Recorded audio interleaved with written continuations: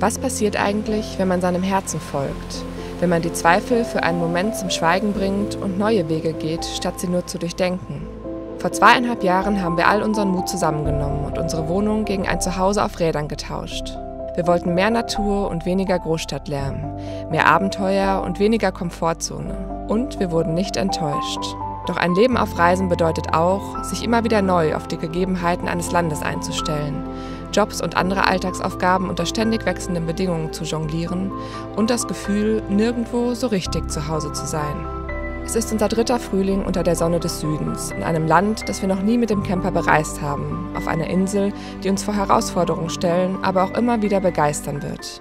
Willkommen auf Sardinien.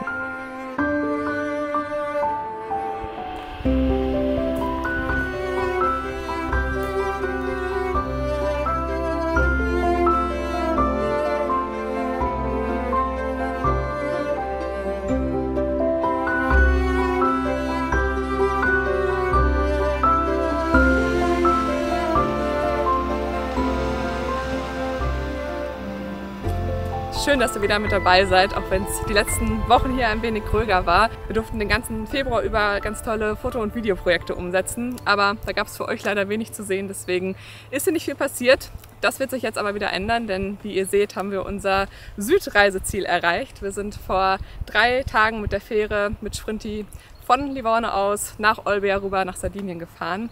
Und da sind wir jetzt bei wahrscheinlich dem besten Wetter, was man sich wünschen kann für so eine Etappe in den Süden. Und nehme euch die nächsten Wochen jetzt mal ein wenig mit über die Insel.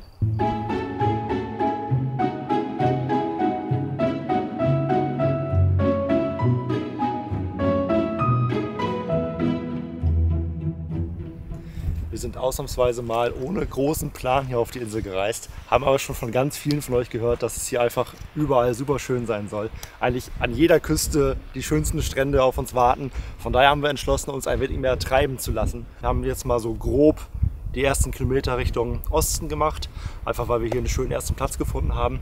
Wir werden jetzt die nächsten Tage mal gucken, wo so unsere erste Reiseetappe entlang geht. Also bislang wisst ihr genauso viel wie wir.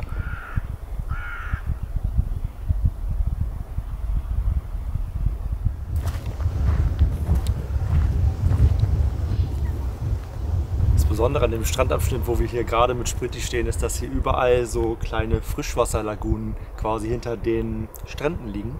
Und wir haben gerade schon ein paar Flamingos entdeckt und soll es wohl auch Schildkröten geben. Also hat nicht lange gedauert, bis wir wieder auf Wildlife Safari gehen.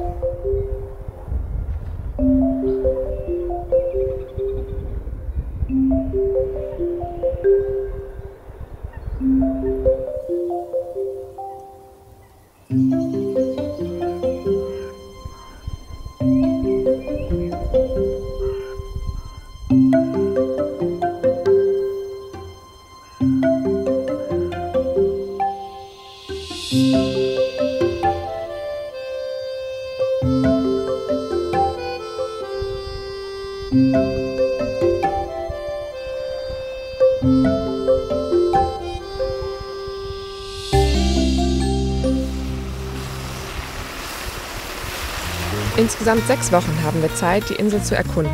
Unsere bisher kürzeste Reiseetappe. Doch bevor unser Roadtrip so richtig starten kann, steht Orga auf dem Programm. Brot, mehr Brot, noch mehr Brot. Pizza. Auf den vielversprechenden Ankunftstag war eine nicht enden wollende Front grauer Wolken gefolgt. Nach knapp einer Woche mit wenig Sonnenlicht und viel Laptoparbeit neigen sich nun nicht nur unsere Wassertanks und Vorräte dem Ende zu. Auch unsere Stromreserven sind fast aufgebraucht, Müllentleerung steht an und eine Dusche wäre auch nicht schlecht. Doch die Recherche nach einem geöffneten Campingplatz bleibt erfolglos und so entscheiden wir uns, jedes To-Do einzeln anzugehen. Nichts. Kein Mülleimer. Die vergebliche Suche nach Ressourcen zieht uns schließlich immer weiter in den Norden, bis wir endlich auf dem Hof einer deutschen Auswandererfamilie fündig werden.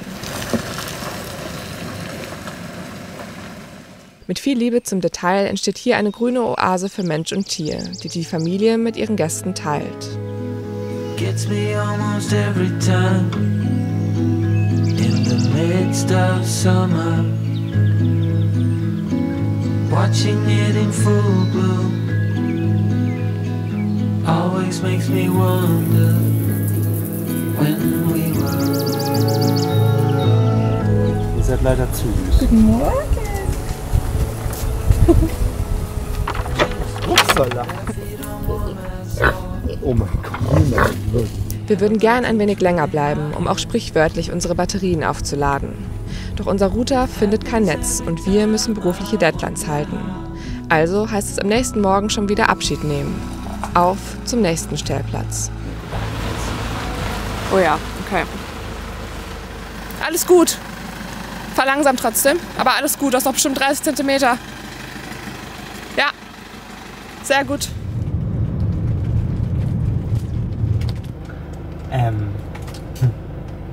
Dann war es das mit dem Strand für uns. Aber stand doch gar nichts von Höhenbegrenzung.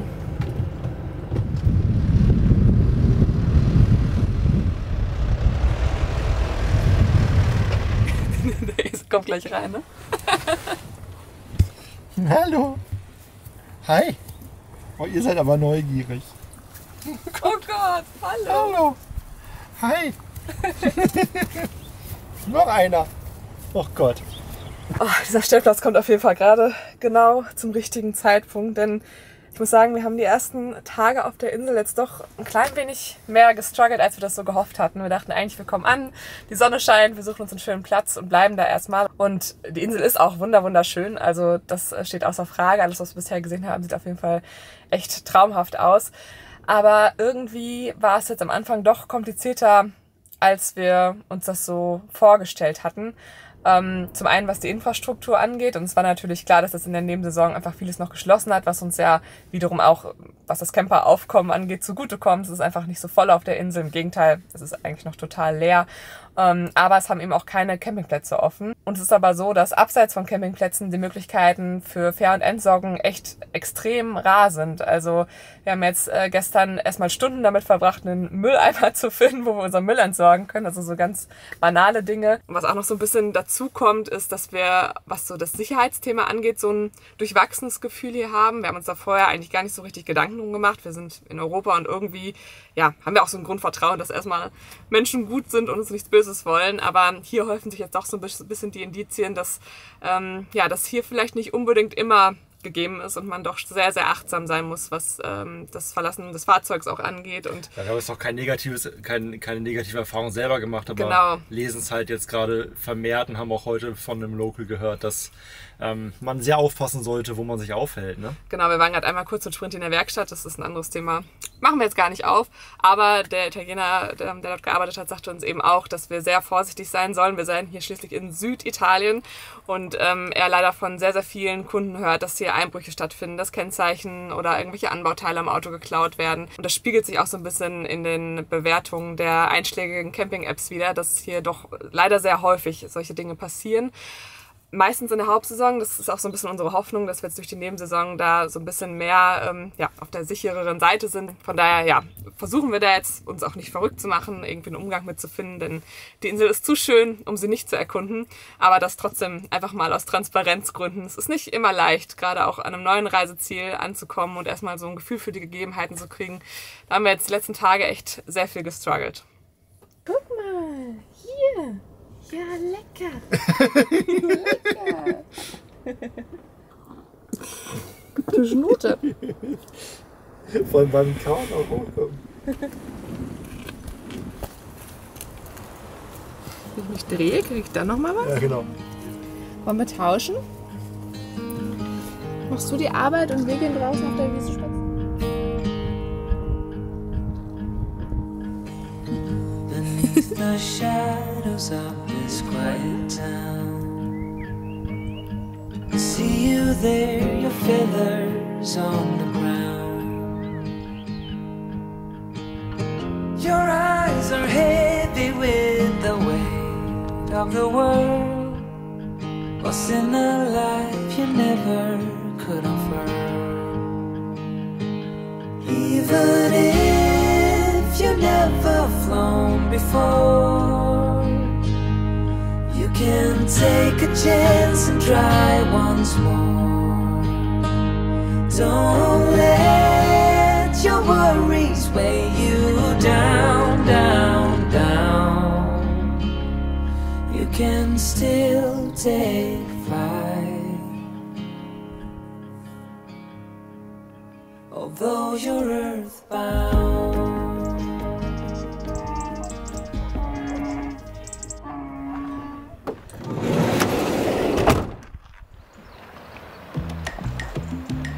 Unser Roadtrip führt uns weiter zum Capo Testa, einer kleinen Halbinsel am nördlichsten Zipfel Sardiniens, die vor allem für ihre bizarren Granitfelsen bekannt ist.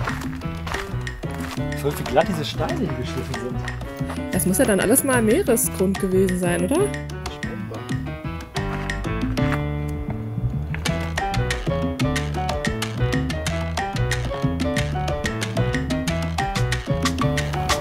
Schöner Ausblick. Schon, oder? Das da hinten schon Korsika? Das ist Korsika, ja. Ist nicht weit auseinander. Die besondere Kulisse zog in den 70ern zahlreiche Hippies aus der ganzen Welt an, die sich in den Felshöhlen niederließen. Erst vor wenigen Jahren sollen die letzten Aussteiger aus dem Valle de la Luna, dem Tal des Mondes, vertrieben worden sein. Seitdem bevölkern nur noch tierische Bewohner das Kap. Doch neugierig. Miezi. Ja, in die Kamera. Wir haben nicht verstanden. Das Kap hier kann man übrigens tatsächlich nur in der Nebensaison mit dem Camper bereisen.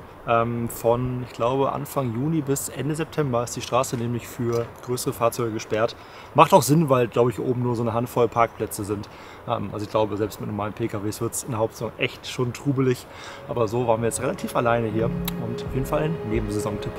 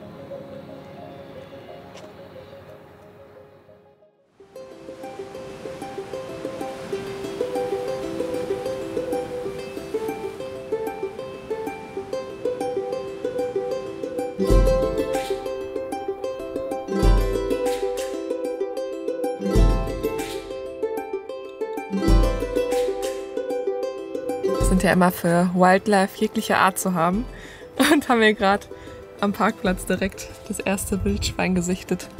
Gibt es wohl einige von auf Sardinien, man liest das immer wieder auch bei den Stellplätzen, aber gesehen haben wir es bisher noch nicht. Richtig cool. Der eine findet es cool, der andere findet es nervig. Ich glaube, für Bewohner ist es eher nervig, weil die bestimmt auch den Müll plündern und alles. Aber ich finde es süß. Ich mag Schweine.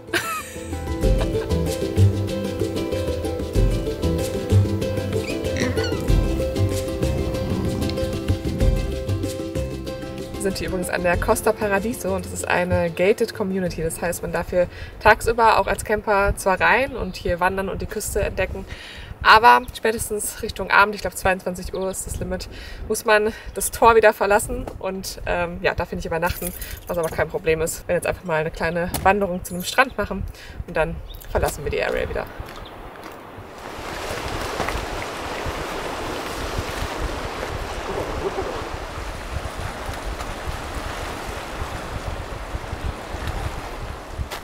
Die Landschaft ist echt richtig besonders hier.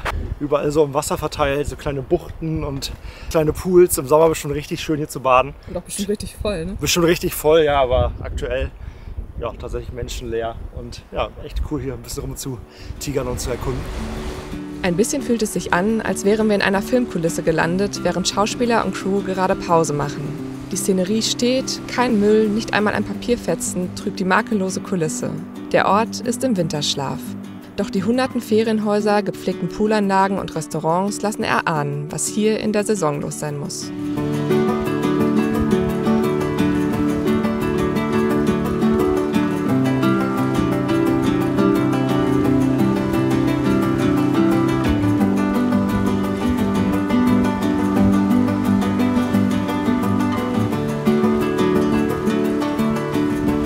Für ein unfassbar schöner Ort. Wir hatten die ersten Tage auf der Insel echt so ein bisschen Probleme anzukommen und das hier gerade entschädigt echt für alles. Wir sind komplett allein an dieser Costa Paradiso. Es ist total surreal irgendwie, denn normalerweise ist der März ja schon ein Monat, wo auch so Südreiseziele wieder interessanter werden, auch für normalen Tourismus. Aber ja, wir scheinen auf jeden Fall echt Glück zu haben. Es ist super ruhig, wir haben diese ganze Bucht hier für uns allein und genießen das gerade total.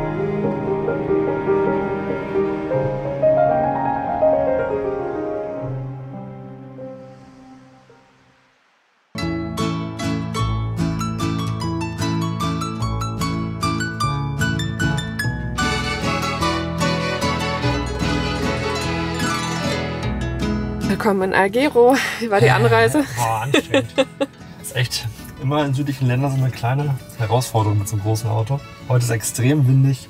Die Straßen waren sehr, sehr schlecht und holprig und irgendwie war alles gerade ein bisschen anstrengend. Die Stunde hat sich jetzt gerade angefühlt wie so ein halber Tag. Bin froh, dass wir jetzt hier auf dem Parkplatz stehen im Hafen und ja, angekommen sind. Jetzt erkunden wir mal ein wenig die Stadt, solange die Sonne noch scheint. Voll.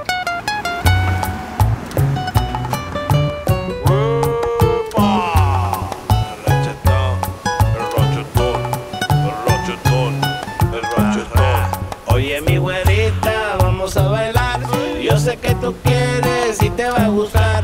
Oye, mi güerita, vamos a bailar. Yo sé que tú quieres y te va a gustar. Oye, mi güerita, vamos a bailar con esta cumbia que te va a gustar.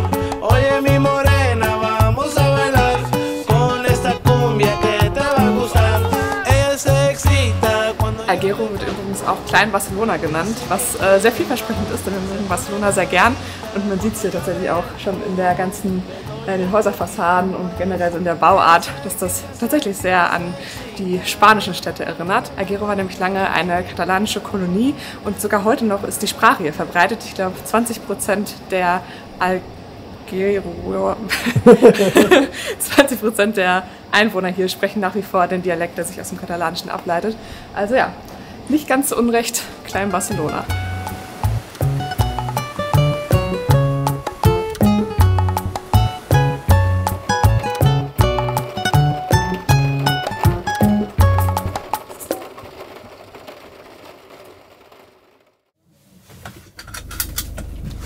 haben die letzten beiden Tage jetzt hier auf einem nicht ganz so schönen Parkplatz in der Nähe von Alghero verbracht, weil tatsächlich hier die Stellplatzoptionen sehr begrenzt sind. Also wir haben hier im Umkreis von so 40, 50 Kilometern echt nichts anderes gefunden und es hat sowieso nur geregnet, von daher war das auch in Ordnung. Jetzt wollen wir uns auch auf den Weg machen zu einem anderen Ort. Denn was uns auch viele empfohlen hatten, war Brosa. Das soll wohl nochmal ein bisschen schöner sogar sein als Alghero. Und um dahin zu kommen, fahren wir über eine Küstenstraße. Die soll auch mega sein. Und tatsächlich haben wir jetzt auch so ein bisschen darauf spekuliert, dass das Wetter zumindest ein bisschen mitspielt. Denn bei Regen und Sturm ist das natürlich ein weniger schönes Erlebnis und auch für euch nicht so schön zu dokumentieren. Deswegen hoffen wir jetzt mal, dass die Sonne sich zeigt. Und dann fahren wir über die Küstenstraße in den Ort und sind gespannt, was uns da erwartet.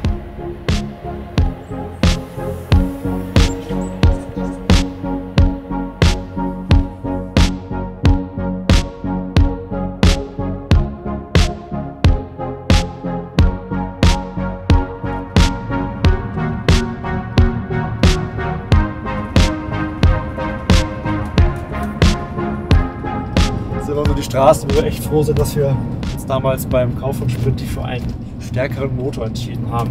Es geht nämlich jetzt hier ungefähr so 50 Kilometer, wirklich immer links, rechts, hoch und runter, ziemlich steil entlang der Küste. Richtig, richtig schöne Straße.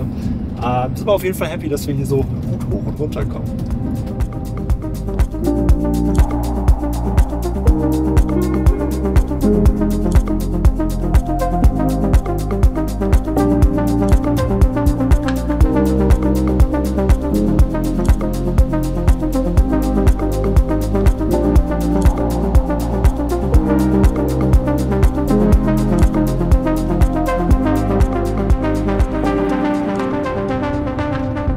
Pünktlich zu unserer Ankunft in Brosa kämpft sich die Sonne zurück durch die Wolkendecke. Mit seiner besonderen Lage am Fluss Temo, den bunten Häuserfassaden und historischen Gassen gilt das 7000-Seelendorf als eines der schönsten in ganz Italien. Auch auf uns schwappt das mediterrane Flair sofort über, auch wenn wir leider vergeblich nach einer geöffneten Pizzeria suchen. Kein Wunder, denn die traditionelle Mittagsruhe wird auch auf Sardinien großgeschrieben.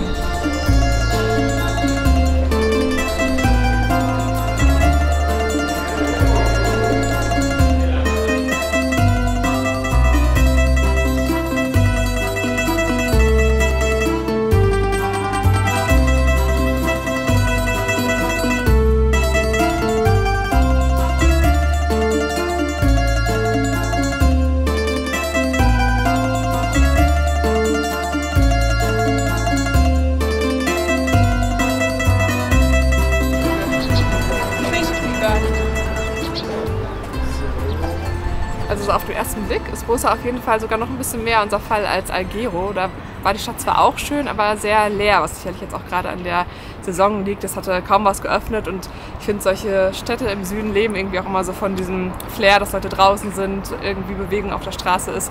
Das war da wenig. Hier aber umso mehr, was jetzt auch daran liegen kann, dass wir Samstag haben und dementsprechend wahrscheinlich auch die Locals so ein bisschen mehr draußen unterwegs sind. Das Wetter war auch gerade noch mal richtig schön und das wertet dann so eine Stadt auch immer, finde ich, richtig auf. Also Brosa ist auf jeden Fall eine Empfehlung bisher, würde ich sagen.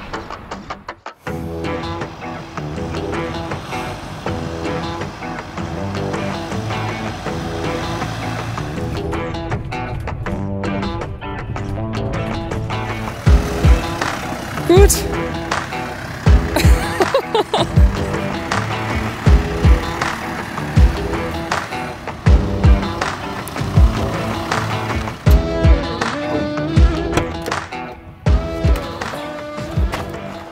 Schweres Stück Arbeit heute.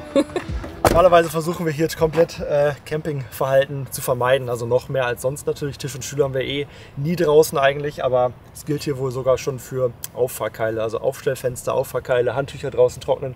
Ist alles schon sehr kritisch gesehen, deswegen versuchen wir es natürlich zu lassen. Hier ging es jetzt aber auf gar keinen Fall ohne und ja, haben jetzt uns einen Platz gesucht. Der ist auch echt ganz schön. Versuchen ein paar Tage jetzt hier zu bleiben und werden dann den Südwesten der Insel weiter erkunden. Das wird dann aber ein neues Video sein. Auch wenn uns die beschwerliche Anfahrt zunächst ein anderes Gefühl gibt. Dieser Platz ist genau das, was wir gebraucht haben. Mit dem Meer im Heckfenster, einem kleinen Strand direkt vor der Tür und Flamingos als Nachbarn verbringen wir einige entspannte Tage unter der sardischen Sonne, die sich nun auch endlich zuverlässiger zeigt. Oft sind es die kleinen Dinge, die das Leben auf Reisen kompliziert und anstrengend machen, die uns manchmal ermüden und alles in Frage stellen lassen. Und dann gibt es wieder Orte wie diesen, die uns daran erinnern, warum wir uns für diesen Weg entschieden haben. Kein leichter Weg, aber ein lebendiger, voller Farben und Geschichten. Einer, der uns viel über uns selbst und von anderen lernen lässt. Und ein Abschnitt unserer 30er, an den wir uns für immer zurückerinnern werden. Das vielleicht größte Abenteuer unseres Lebens.